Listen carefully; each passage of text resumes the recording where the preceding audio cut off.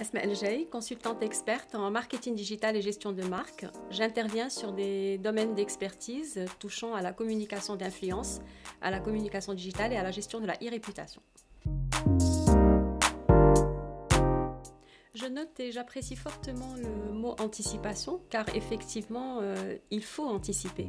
Mais avant de parler de communication, de crise, il va falloir parler de gestion de crise proprement dite. Alors une entreprise, quand tout va bien, va devoir se pencher sur une sorte de cartographie des risques, repérer un petit peu tous les points déclencheurs d'une éventuelle situation complexe et identifier aussi tous les facteurs sensibles qui peuvent lui faire vivre une crise. Vient après cela une préparation d'un ensemble de scénarios sur lesquels on va mettre en place des discours, identifier des porteurs de parole et puis gérer une communication qui doit surtout focuser sur l'image et non pas sur la performance commerciale uniquement. On ne peut pas parler d'approche parce qu'il n'y en a pas qu'une ou deux. Ce qui est important et qu'il faut savoir, c'est que chaque crise est unique.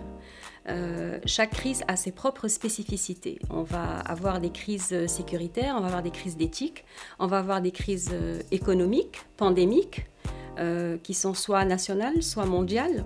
Et il s'agit justement de travailler sur ces spécificités de crise et d'élaborer en fait des schémas directeurs qui permettent justement d'anticiper, de travailler le discours et de réagir a posteriori tout en préservant l'image d'entreprise.